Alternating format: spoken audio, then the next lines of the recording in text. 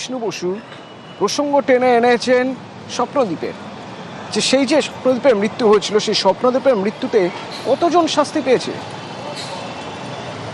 যাদবপুর বিশ্ববিদ্যালয়ের cultural Marxism অতি সক্রিয়।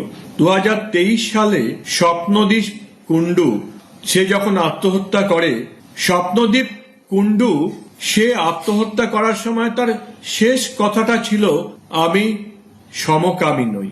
যাদবপুর বিশ্ববিদ্যালয়ের র্যাগিং করার জন্য কেউ যদি সমকামিতা নিয়ে র্যাগিং করে তাহলে তার 7 খুন মাপ।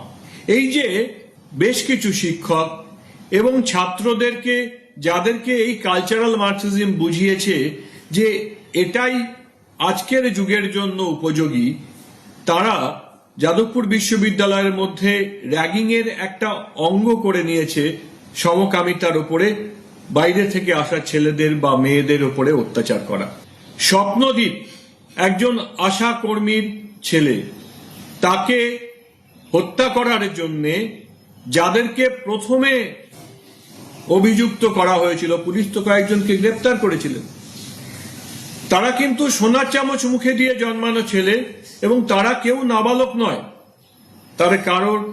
তারা তাদের স্নাতক স্তরের শিক্ষা সম্পূর্ণ করেছে। যারা অভিযুক্ত ছিল তাদের মধ্যে কয়েকজন প্রাক্তন ছাত্র।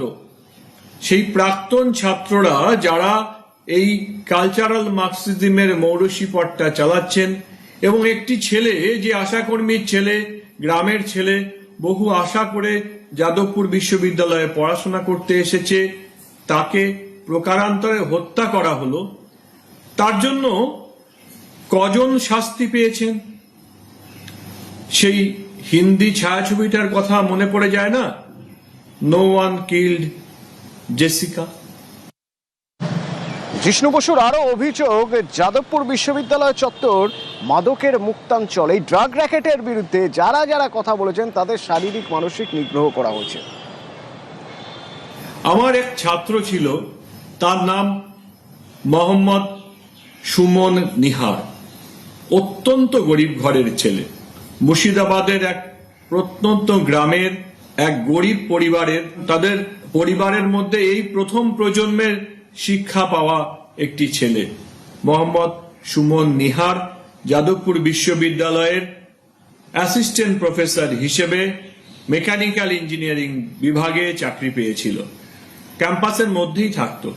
সুমন নিহার যাদবপুর ইউনিভার্সিটি ক্যাম্পাসের মধ্যে যে নেশার চক্র, যারা নেশার দ্রব্য সুকুমারমতি ছাত্রছাত্রীদের মধ্যে সরবরাহ করে, এবং রাত্রে যেখানে যেখানে নেশার ঠেক বসে, সুমন সেখানে সেখানে গিয়ে সেই অপকর্মের প্রতিবাদ করত।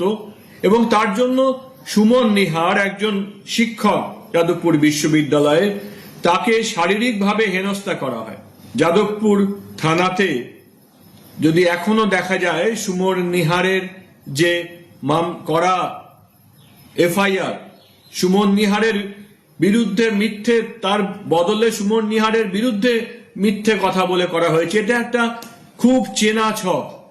আমি সুমনের সঙ্গে যতবার দেখা করতে গেছি, সুমন বারবার করে একটা কথাই বলতো যে, স্যার, ওদের কিন্তু শাস্তি হলো না, যারা প্রতিনিয়ত এই ড্রাগের র্যাকেট চালাচ্ছে যাদবপুর বিশ্ববিদ্যালয়ের মধ্যে, তাদের শাস্তি হলো না।